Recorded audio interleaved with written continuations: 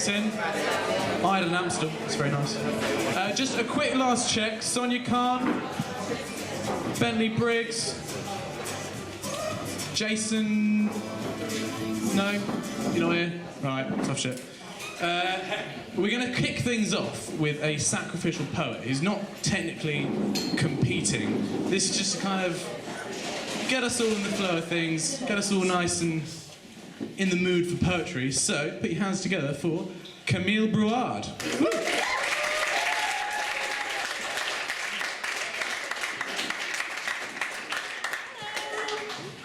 I'm looking forward to poeting with you all this evening. I'm actually an alumni, so I don't count in the slam, but I decided I wanted to be sacrificial poet because it sounded fun. So my poem is called Author, and I shall read it. Author. There is something forced in the howl of this wind, something queer. It is like a floating man holds a strange instrument to my ear and manipulates his powerful breath to invoke these hair-rustling volleys along the pier. The sea, too, is moved by hands beyond the imagined appendages of the moon. It is mesmerized by the man whose fingers tease its watery tresses, whose palms massage its undulating back into rolling patterns of lapping against the pier.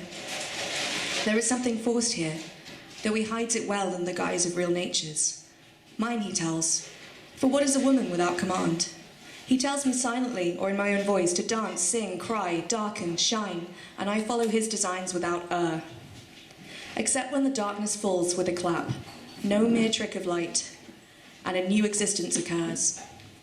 I begin to fall away, unravel in my person, unriddle a collection of coherent qualities into jagged pieces of a patchworked whole. My virtue of kindness, my tendency to dote, breathe out into the air from my crumbling mouth, and a half-remembered Mozart played by small childish fingers falls away in reeling notes. I fall away from myself, out of myself, and a new existence occurs, where my own mind, despite its shoddy components, can imagine, question, and infer. I am able by my own limbs to run and run along the pier, bare feet kicking up stones without fear of reprimand.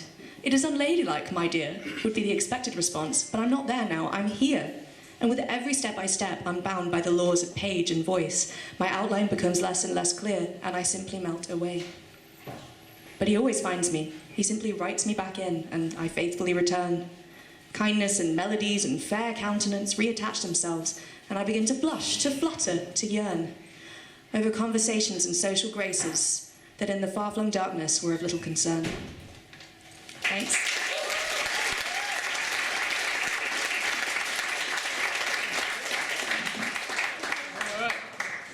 Let me just explain the rules of the Poetry Slam itself. So each of the 13 now poets have 3 minutes to deliver their poem. That 3 minutes starts from the moment they open their mouth, so that could include them explaining whatever it is their poem's about. So yeah, 3 minutes, and they get penalised for half a point for every 5 seconds they go over. So don't do that, that'd be silly. Also guys, if you want to show your appreciation for any part of the poem midway through the poem, no clapping, but we will allow you to click. Let me hear you click. Come on, everyone. Oh, yeah. This is artsy as fuck. Yeah. We have 5 random judges amongst you all. They are completely unaffiliated with any of the performers this evening, so there's no bias, no kind of electoral fraud, any of that. So, yeah, and as I said, the top 4 will go to the National Student Poetry competition thing. It's in Leicester on the 31st of January. Now, is that everything? Miriam, have I talked about everything? Oh, when they have like the time. Oh yeah, when your 3 minutes is up, someone will tap on the table, make a loud noise, like that. More like that, yeah. So, each of our poets has a corresponding number. So it's kind of random. Not even the poets know what number they are. So I will ask you, sir, pick a number between... Oh! It's just, so when there's 10 seconds left, I'll tap on the table, like that. And then you know you have 10 seconds left. Just round up, so that then you don't get any. Cool. What she said. So yeah, pick a number between 1 and 13. 7. Please welcome to the stage, Maya Brown.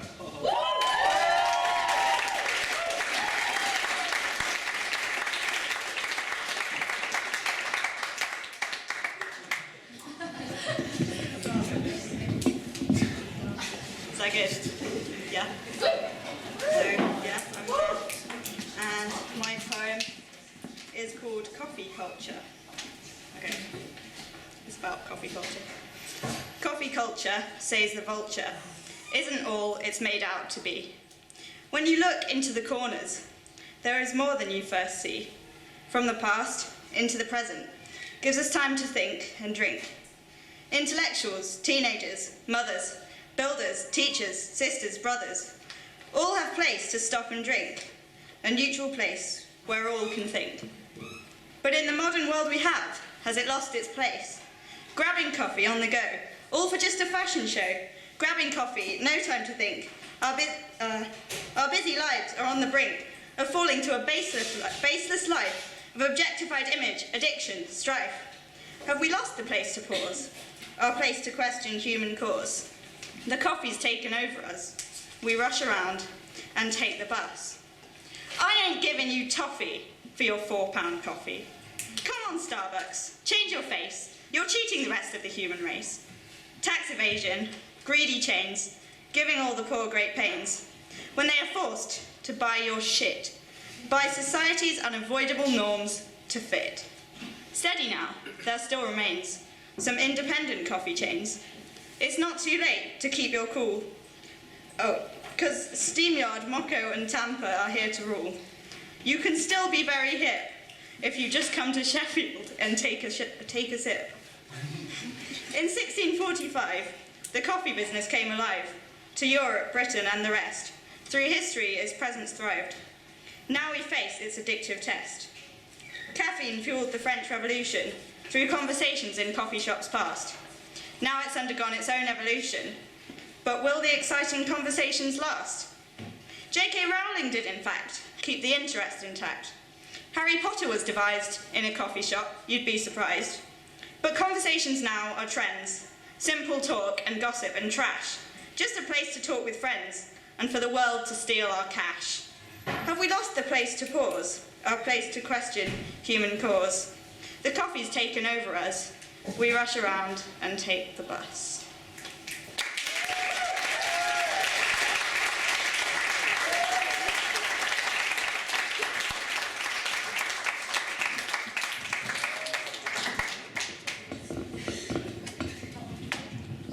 Fuck this up.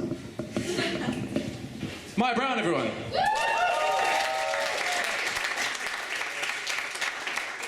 Also, I forgot to say, we have the haiku box at the front here. So, there you will find some pieces of paper on your table. They're not coasters. You. Well, they are now. If you have any haikus, short poems, there's a box at the front here. Just chuck them in, and we'll have a break every kind of 3 or 4 poets, and then we can read them out and have a bloody good laugh. Yes, Miriam. Hello. Just want to make sure all of the judges write down your scores like before the next poet goes up. So like right now, all of the scores should be written down for Maya, and don't change them after that. Okay. Cool. Right, our next poet. You there in the lovely knitwear. Yep. Pick a number between 1 and 13, which isn't 7. 2. 2. Liam Atterbury.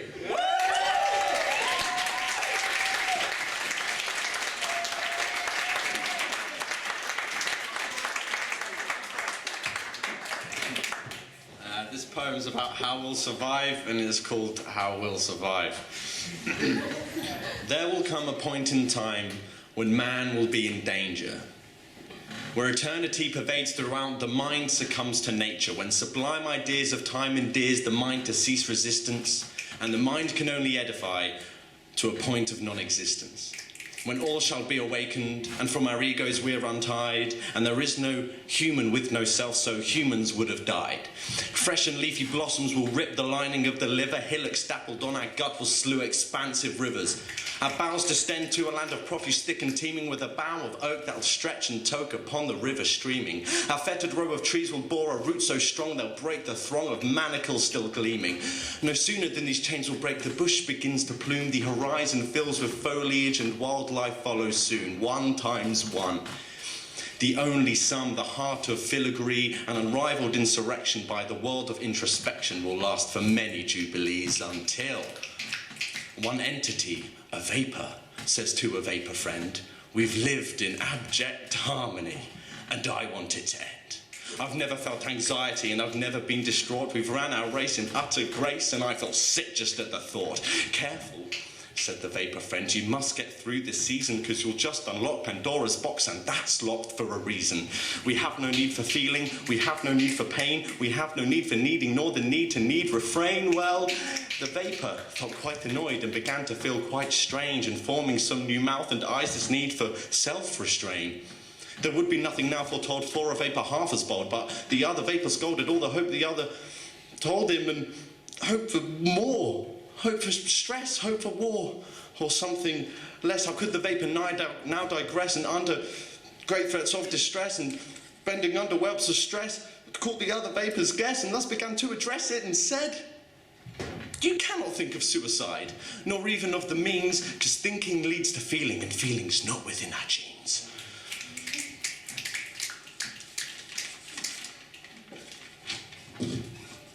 Sorry.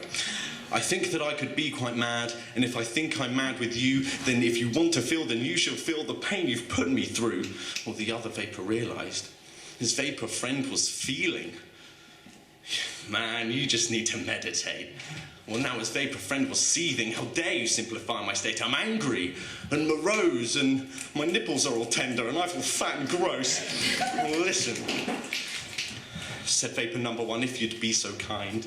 Just try and see that this could be the emotional break that puts at stake the world we know and all we see and all we hope that we could be. So listen here now, you must see that this could be some sort of sign, that this could inevitably bring about the beginning of mankind." Well, tears and laughter bore them back, and thus we're born again like the anti-phoenix from the ash of another peaceful creature's end. So in that inkling or that atom, if emotion's kept alive, it may be said, regrettably, that that's how we'll survive. Cheers.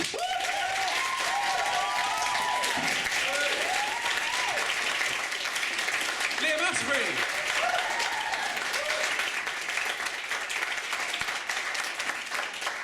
Well, brings us on to our next poet,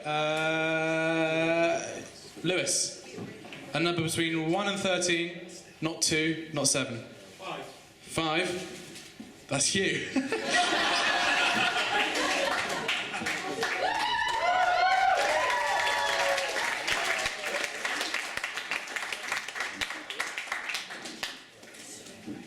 did you manage that?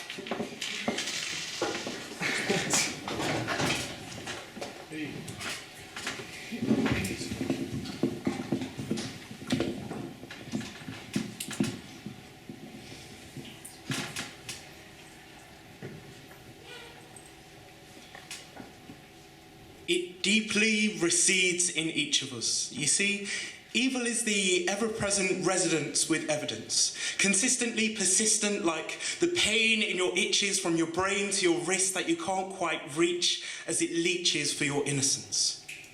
Evil dates back through more centuries than these pre-desensitized babies could ever conceive, for evil be the cause.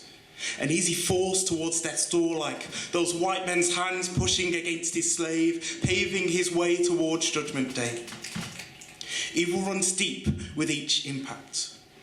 Whips more hits than Hitler, more hypocritical abuse than Putin, more crises than ISIS could dream and fantasize to make, and all the more brute force than all the wars of the world could have ever brought to us. Evil lurks under the silence of shadows.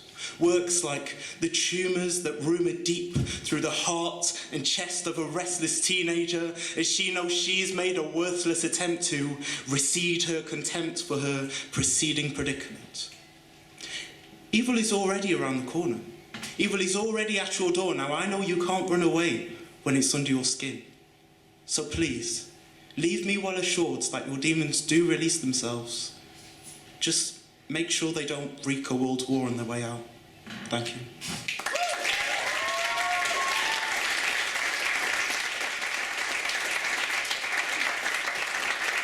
Very good. After this next part, we'll take a 10-minute break. So you can go to the loo, get a drink, whatever. Right. Chloe. Not 2, not 5, not 7. And don't pick yourself. 1. Bartholomew Coombs.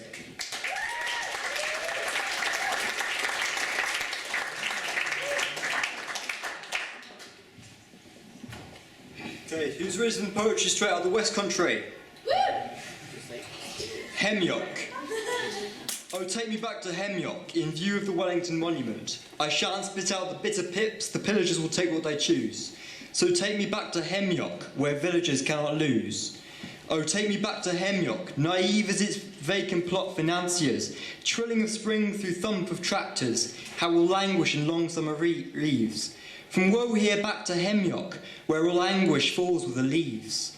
Oh, take me back to Hemlock, where we saw endless orchards, larks, louts, arsoning the wooded park, heard high treason in turns from the archers. Go! Soon will wax in Hemlock, high season for burning larches.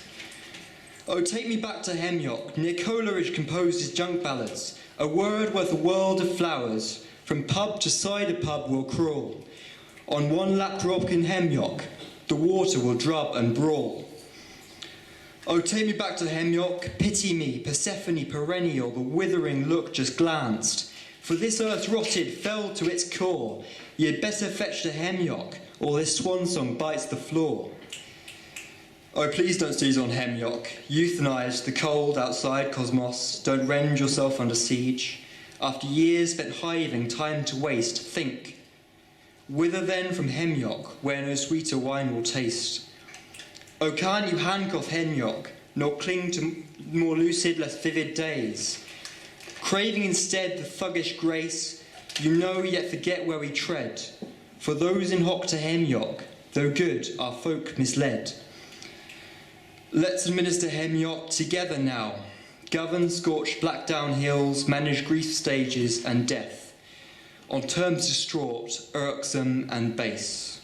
I won't take you anywhere. Hemlock, nowhere still, shall come to us.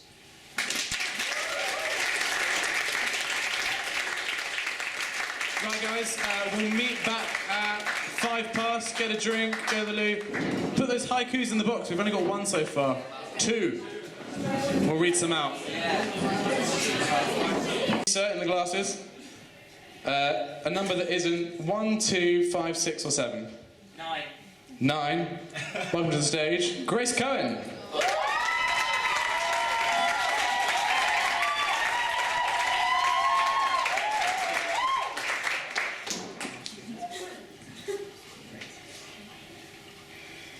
I told you you didn't need to stay. My heart running laps in the cage of my chest to the flutter of trapped birdwing. You said nothing. But when morning came, bringing with it reality, I woke in the life raft of your limbs. This is not a love poem. I cannot write them for you anymore. This is a thank you for how you allowed me to haunt your body for weeks, to help me in ghost grip as my tears rusted holes in my skin, for how you bowed your back to carry my skeleton, and never once told me that I was too heavy or it'll all be okay. My mother told me the world is divided into those that know death and those that don't. My life is divided into before and after, and you were my bridge. You heard the howl of the earth splitting open and you lay down across it. This is a thank you.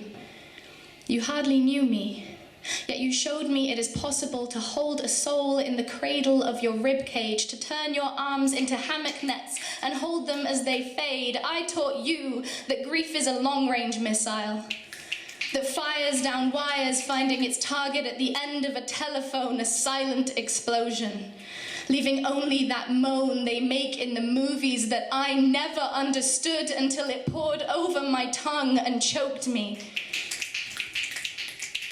I was shaking like an addict, like a branch in a hurricane. I was crying before she even said the words.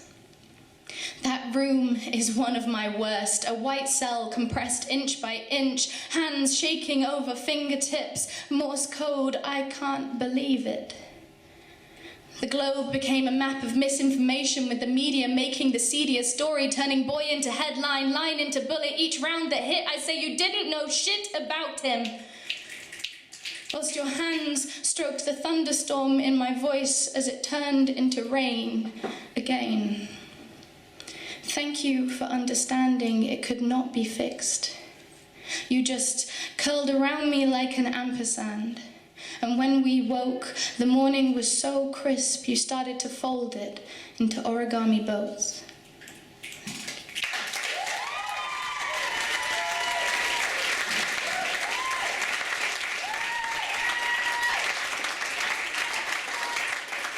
Grace Kerr. Well, we'll just break things up with another little haiku. Unbeknownst to most, the whole world is run by a pipe. Oh fuck! The whole world is run by a pipe-smoking rabbit. Rabbit. That's a rabbit. I really fucked that up, didn't I? Our next poet will be chosen by you. Yeah, go on. Sorry, yeah. In the scarf. What number? Sorry, so we don't have 1, 2, 5, 6, 7, or 9. 3. 3. Put your hands together for Hisham Al-Rawi.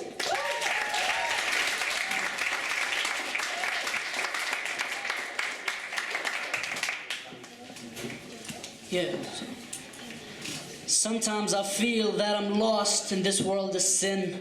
I can't unleash my anger, but it hurts from within. Fake smiles when I laugh as my heart cries. Couldn't believe how all my innocence died. I started to look deeper into people's eyes. Before I used to trust fast under the truth of lies. Time to remove the mask, showing it hurts to laugh. Don't expect me to pass a thing or start an act. You will be treated equally. We all the same inside. Brothers and sisters, men or women, we all alive. Our hearts beat the same blood, and if you cut it off, the same organ dies that everyone has. So don't tell me we are different. Our purpose may be different, but our construction is the same, so we equal. I may be lost, but I'm living better than many. It's time to find my reason in life as I trust nobody. And the internal conflict is driving me crazy. Good or evil stimulus is overwhelming me. I'm tired of saying I'm tired, but it ain't easy. Once you surrender to pressure, you're feeling lonely. Sometimes I can't get it. What is the reason? I'm studying for nothing in class. There is no meaning. A waste of time. I better write, express my feelings. It's giving me more pleasure, treasure to social healing. Not caring about recognition because I have it achieved inside my heart, and it's everlasting. Society may see me as the odd one because I don't follow its flow for having fun, and even when I do, I don't feel it. Just another day that passes by with no achievements. I'm sick of sickness of the sick. It's time to change and start working, hoping to achieve some better days. And I grew up as a lonely child. Nobody knows how it felt to be alone, but still be able to flash a smile. It wasn't just a little while. I found out the reason to live was to make my parents proud. I work hard to be the perfect kid. No stupid actions as I'm living, driven with my innocence. They used to use my big heart as I never lie. I couldn't show emotion, just a little printed smile, and I'm not the one to blame. You never faced the pain that I felt as I grew up. Guess it's time to change. Time to flip the coin. No more caring or sympathy. I'm a product of what you cold hard people made me. I got brothers from different mothers that I will take a bullet for. They always helped me to cut the pain off. Though now we separated in times, we keep the contact alive, so we all live in each other's minds. Peace.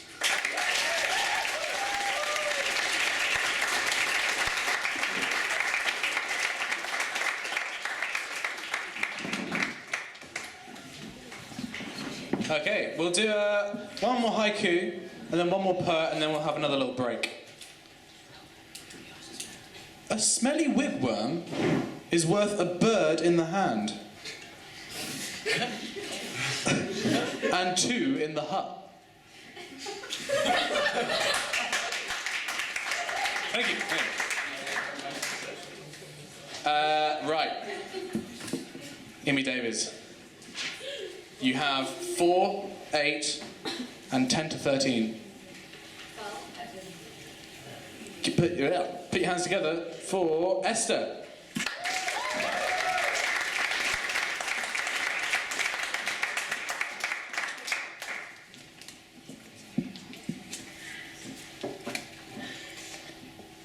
I'm having an existential crisis. If stars draw in smoke and dilate like pupils on a human high, and in their bloated happiness unbutton all their energy and let themselves die, then how do our star signs survive? Why not with those suns do our next month's plans perish, love affairs, health scares, unanswered prayers and friendships to cherish? I'd look away from the stars, but I was born with a barbed wire slinky around my neck. If I bring my chin back down to earth, my head might fall away from my shoulders, roll out of my reach and into heck. And every crystal ball I've ever gazed in has shown a swollen complexion, a distorted reflection of something more dour and yellow than myself. Is the ether trying to tell me that soon my body will become trapped in spherical detention? The pressure of Western living and social tension will soften and sag like my skin, make it stretch, like it eventually will my pension. From retirement to eternal rest, I'll have next to nothing left in interest, and you can forget about inheritance, if only it matched my penitence. I have next to nothing left in evidence to set my soul free, to construct a key to this cage of culpability. I'm having an existential crisis. Would someone please wipe this flash drive of the things I've done and burn me a CD-ROM of the times that have gone? I'll take it with me. I'll do all that it takes. They can remedy with fire my sickness of mistakes. They can send mean archangels to wrestle me at the gates. But I'll kickbox the seraphims and I'll sucker punch the fates. Thank you.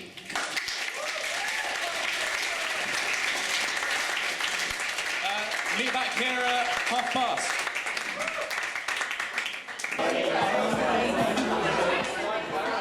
Hello. Right, we'll get started again, but first, a few haikus from the haiku box. I'm here to send a message, not to win because I already achieved it. Glad that you got to listen. A trip inside my mind, that's wise from wisdom.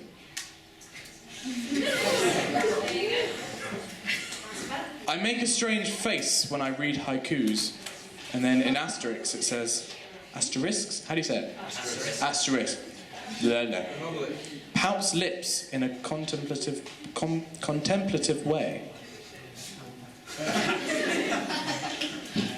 And then we've had a lovely drawing in from Joshua, aged 7, from Brentford. I'd hope older, actually. It's just a lovely picture of him, apparently, me and Corp. Good luck with all your future endeavours. Now, give a massive round of applause to Millie. Woo!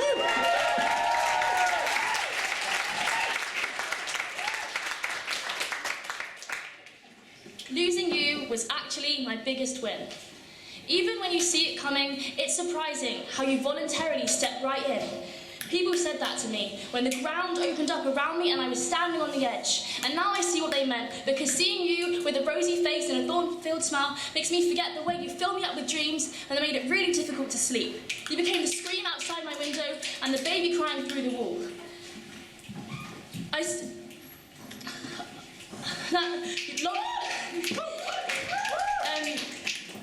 I was still grieving long after yesterday's It Just Takes Time. Far into today's You Should Be Fine. I was meant to leave you behind, I didn't. I still looked for you in busy crowds, and the sound of saxophones always led to you.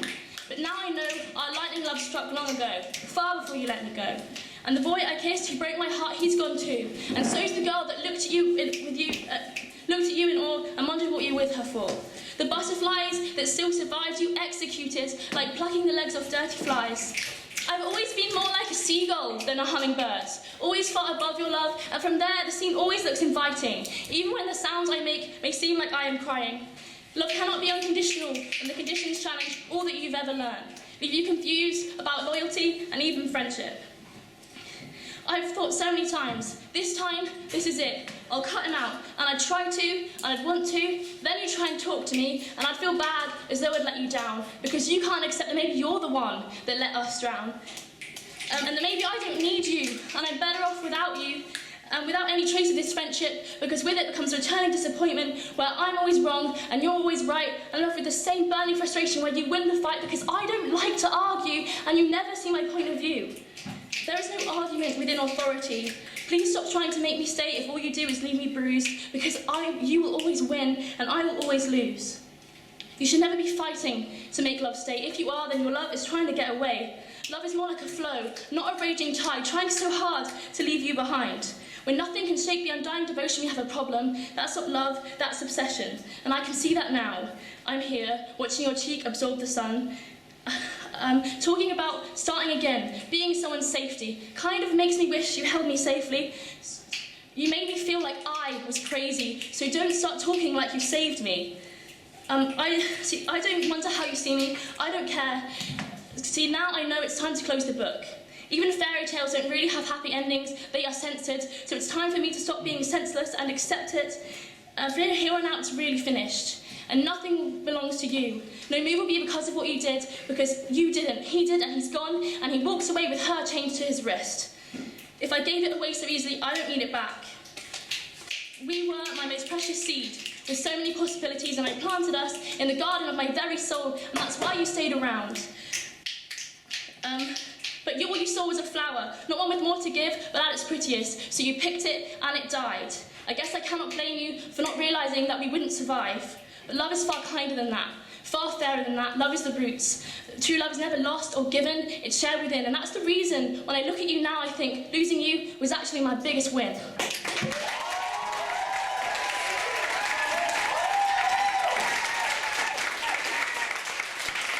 Really, Kinder? Kinder. Right. Who will I pick? Fuck off, man. Josh, where's Josh? There we go. Right, you have 4, 8, 10, 11, or 13? 8. 8 is Eleanor Mourinho.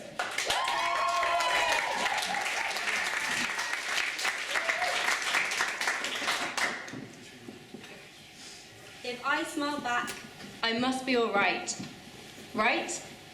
And yet, I am running from corners, trapped without doors, swimming through reeds, cold at my core, walking through mist.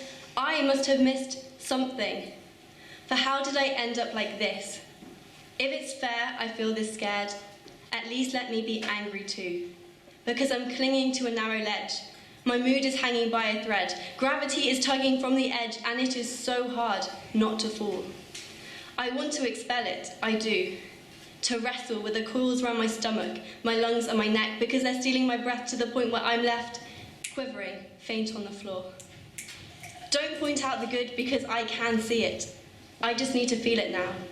But when I wake up in bed, and that first intake of breath is shallow and sharp, matching my galloping heart, I know that today will only get worse.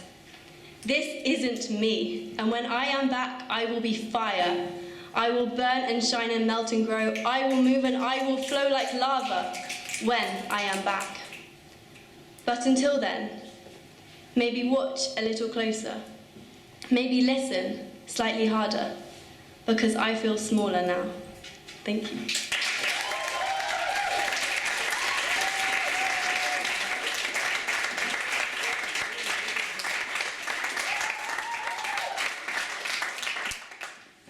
Drinks offers at bar. Heineken, £3.50. You're having a laugh. Right, we'll do one more poet and then we'll have another little break. So, you, Sam. Yeah. You have 4? 4. 4, 10, 11, or 13? Yeah? You sure? Bet price, everyone.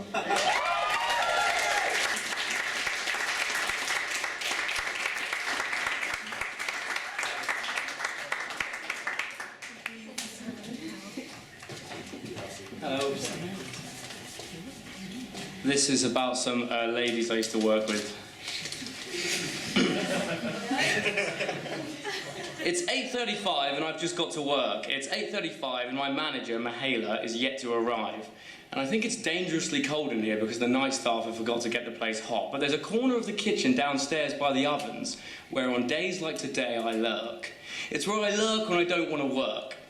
And it's nice down here because downstairs there's a good row of nice women who, you know, have fun stories of discos and autumns and primrose and, oh, Claudia, can you wipe Mrs. Cork's nose for me, please?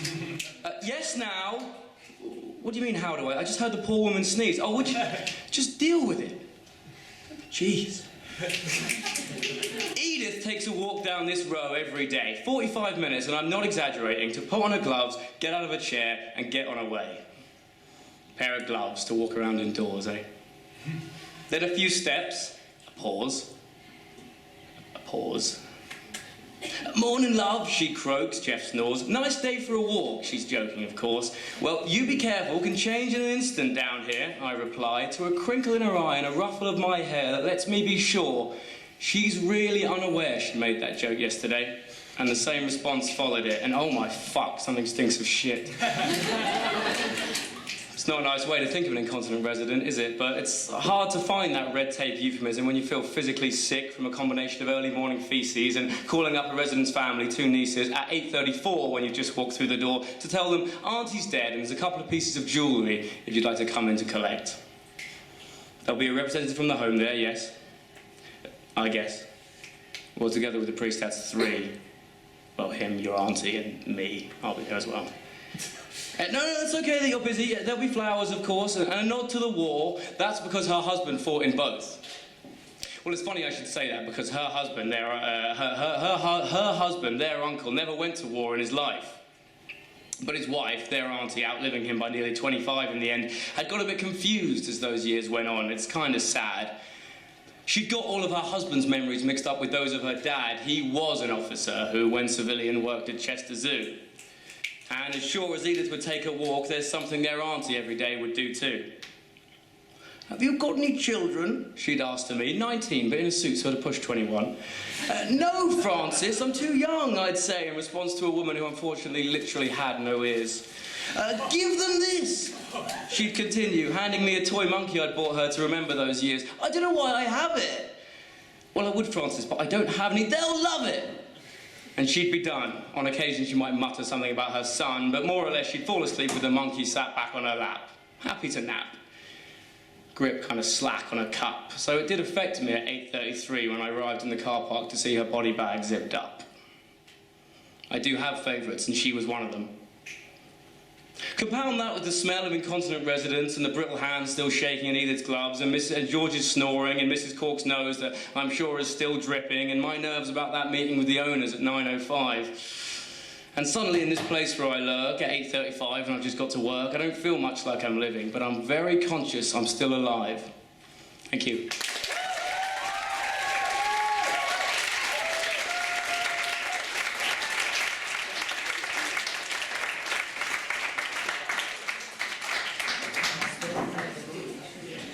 Five reindeers shouldn't be. 7 in soup because they're cute and fun. 5, but Rudolph tastes good. Yeah, 15 minutes, everyone. Okie doke, 3 more poets. 3 more poets to go. And they are in no particular order. Miriam Schechter, Jack Young, and Chloe Christian. So we'll wait order. But there's one more, just another haiku. This one's called Aphrodisiac. Like I said, all about me. Her skin, pure like the heavenly fruits of Eden. She moves like a whistling wind wafting through your soul. Her smile seductive like an Egyptian queen. Feeble and destitute, you'll wake at her feet.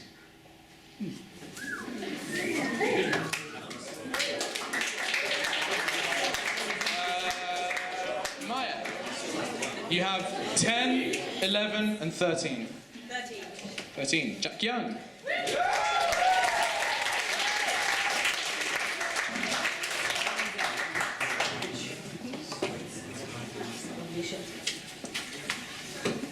So you want to talk about the truth? Well, what case is the T? Are you referring to what's been confirmed objectively, or to what is true to you versus what is true to me?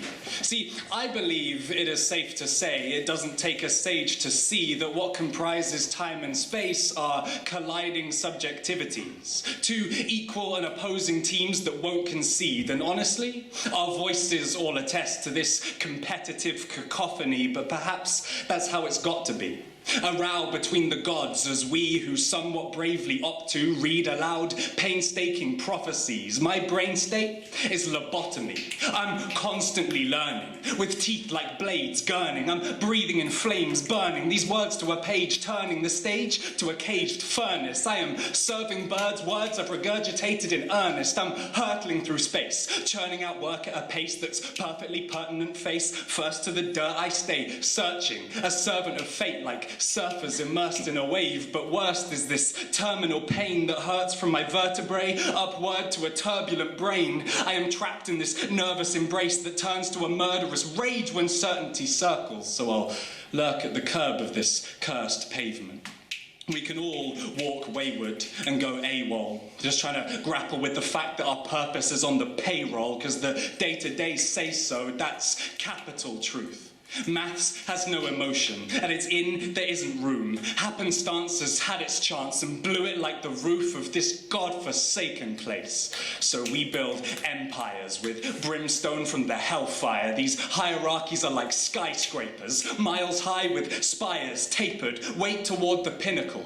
Wider at the base, their shape is made, forbidding them to fall. We climb, then skydive, only to climb again. That's cyclical, so to strike on sight is critical. And though it might sound cynical, there are some days we can't behave, when we obey the silver rule. Do unto others what will take you to the winner's ball. Define and redefine your terms till metaphors are literal, and most don't understand, but they still clap their hands and give you all their hard-earned money. Subtly, we're like bumblebees. It's hard work, honey, though some may one day see their queen in a penthouse with some bubbly. Her scent so lovely, her guests so funny, you impress her humbly. Now her bed so snugly, and your intents weren't troubling, but now your bets have begun doubling, and you're fretting and you're fumbling as the sweat starts coming, and you'd best stop stumbling and instead start something for the press to print that's positive. Everyone is wondering just what it is you've got to give. Their tips can take you to the top, but at the top it's rocking, tipping. Too many have risked their business, lost their lot and lost their living, lost the plot and missed forgiveness. Maybe they were hot last year, but fear can shiver you, shocked and shivering. Really, I'm just glad you're listening. Rhyming this insistently can focus in on timing, but I know that it gets tiring. And now this poem is expiring, and so I suppose the final lines just thunder to the lightning.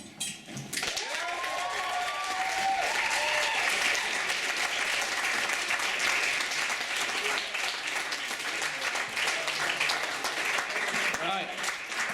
Last two poets. It's Chloe Christian and Miriam Schechter are the last two. So,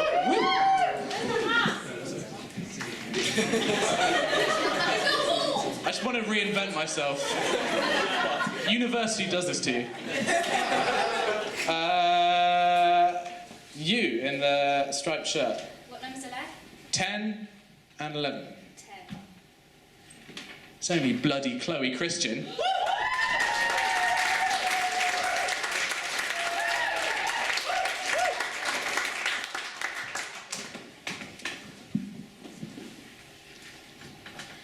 The first time I asked you out, I was lighting your cigarette. And in that moment, I realised I'd rearranged elements and you'd accepted. From then on, I was your Prometheus with liquor and love-soaked liver waiting to be dissected. But then I burnt your nose hair and felt understandably dejected. Much like the first time I saw you naked and you said, "Don't look." All I wanted to do was categorise and memorise the facts of you, rearrange and alphabetise my disordered thoughts so I knew exactly where to look to find the birthmark at the top of your left thigh. My eyes would learn and study every freckle, crease, stretch mark and pox scar until these two diligent pupils could sketch the dot-to-dot constellation of your fall, whatever the dark. Which they did, over and over until the phosphenes on the backs of my eyelids appeared as stars. On the first dawn, I woke without a grandfather to speak of. You said the first 4 words that broke my morning. It cleaved through the din of "I'm sorry's" and "I'm here for you" when you lay in my bed and quietly said, "Tell me about him." Now, what am I? A feather in your forever backwards snapback, the occasional drunk Snapchat and an over-scrutinised hashtag when I remember the first time you kissed me between the seats of my cousin's hatchback. The warmth of a shared bed and shared arms formed a marriage of convenience in our shared displacement. 2 second-rate attempts to stand alone in a place wholly unforgiving, we made a second pass at each other's second best. Because if 1 + 1 = 2, then at least I can count and the days on the calendar aren't second-guessing me. Neither of us wanted to be there, but at least I made 2 of us. And so when we left and spent a summer sending messages to and fro, and US no longer meant me and you, but the place I had to go to, I thought it wouldn't be too much to ask. That when I get there and you say that when I get there, it's not a surprise to hear that we will share your bed for 2 weeks, but not each other. And when next summer crept around, you say, "What are you up to?" You don't tell me 2 days before that the one you now sleep next to is the one you now sleep next to have haphazardly let go of the 2-handed hold I had on my respect and memory of you was too far a fall from that consolation I had known. When we shared that unwanted home. Bradford University, blown east of Leeds by an 8-mile Otley run, through clearing and down the rabbit hole, but I still remember. When our drinking circle spilled from left and right, and I'd find you through my 8-pint perspective in the Venn diagram centre of the street, where you'd pull me over like a drunk driver, and we'd struggle home like 2 left feet, thinking each other was right. You're the only reason I can remember getting home.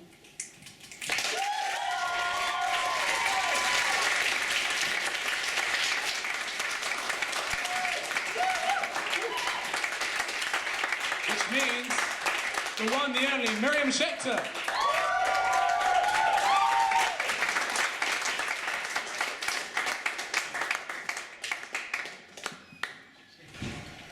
Listen to me and do not listen to them.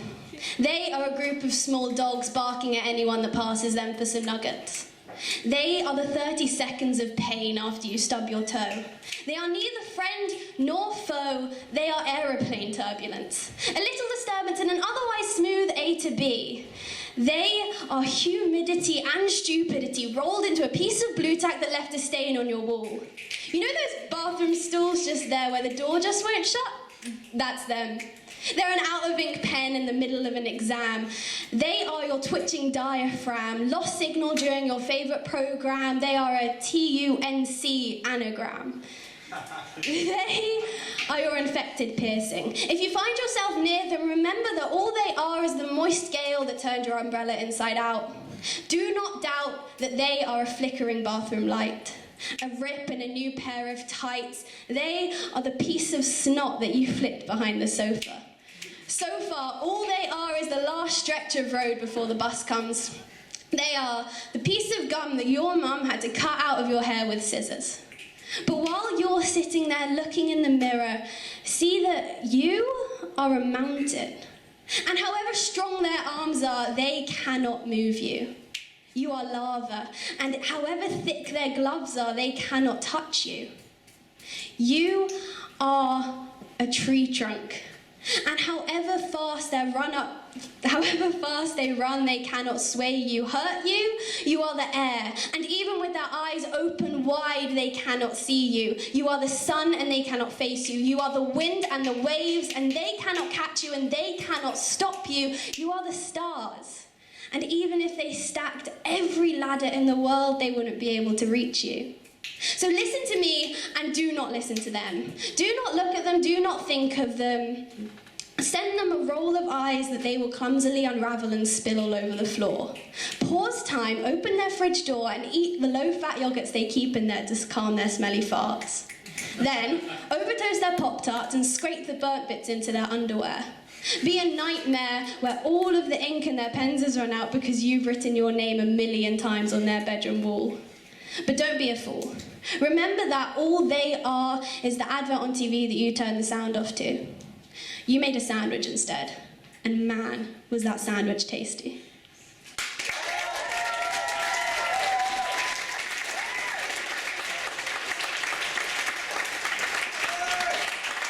So that's all 13 of our poets.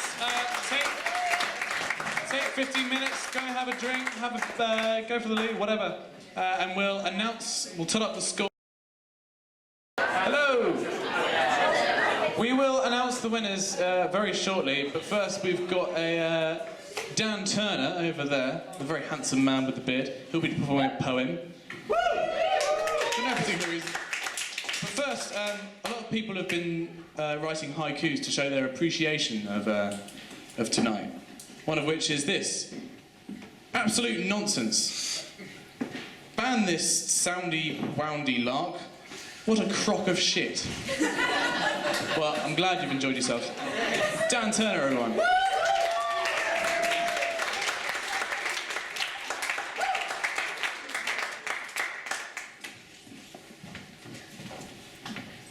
Keep clapping.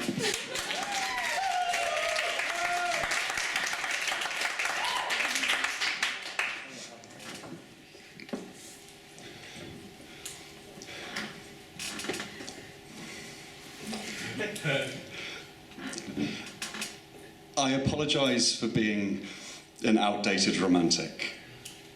In the capital R sense, not the rom-com sense.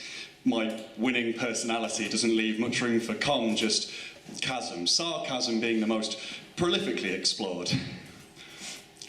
But I don't really have interesting dreams.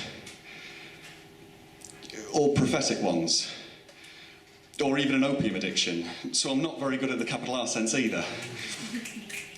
I apologise for being ginger as opposed to redhead. Redhead being the kinder way of saying it. Although, according to the internet, 100% of redheads are either attractively freckled or porcelain-skinned with perfect hips-to-waist ratios. Mine's basically 1-to-1. And if I were a girl, that'd be rubbish. And I'd be a girl.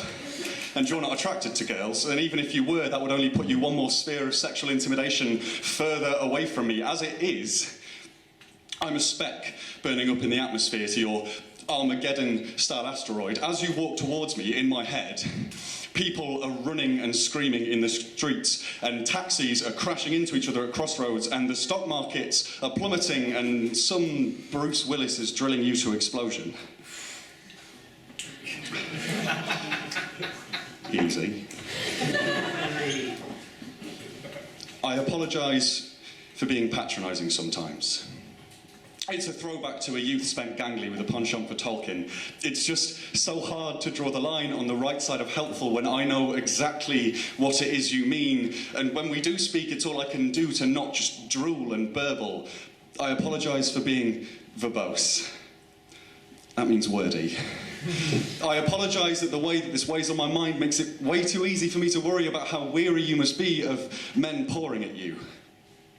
I apologise for the fact that this means I'll probably never be able to offer to treat you to dinner. To treat myself as your equal, to entreat you to remove your clothes. I console myself with the fact that this means I'll probably never treat you badly. I apologise that the only time I can even think to tell you how perfectly asymmetrical and genuinely interesting and funny you are is when I'm full of Dutch courage, and then I second-guess myself. And I apologise to the Dutch for whom such an idiom cannot be comfortable.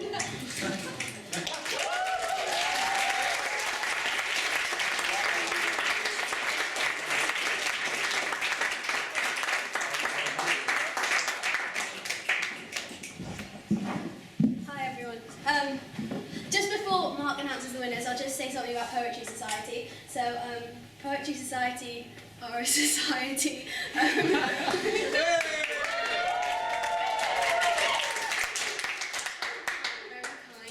I am the president. Grace, who you heard, is the vice president. Eleanor is the inclusions officer. Jack is the treasurer. And we also have another person, Holly, who's social sec. And we meet, so all of our meetings for this semester ended obviously, but we meet every other Thursday in the student union. That will start again after Christmas. And like we read poems, like with a theme every week. We put on things like this. We go to other things like this. You know, it's like if you have your own poetry that you want like some constructive criticism on, it's like the best platform that you can just, in a completely like, really like accepting way, you can just go and like say, oh, I have this poem, can I say it to you? Huh? We run workshops about how to write poetry, I guess, but in those workshops, everything you write is your own words. And it's like very just like informal and like a really, if you've never written poetry before, it's definitely like come to a workshop. So we have a Facebook page. If you just type into Facebook like Sheffield University Poetry Society, you'll find it. And if you like that, like all of the information is on there. So thank you very much for coming, and thank you all to the judges for judging. That's great of you. Thank you for Mark for hosting.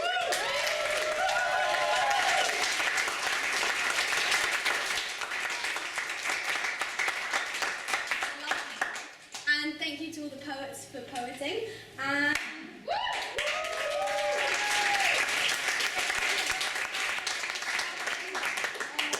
the people for teching and etc.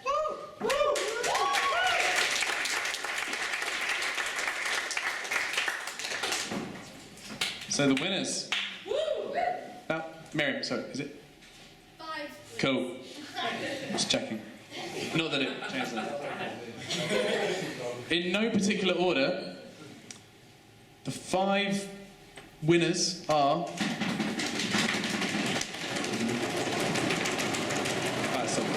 Esther!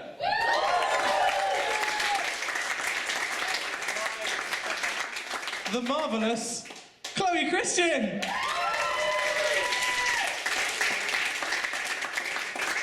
Our wonderful president, Miriam Schechter! The vice president, Grace Cook!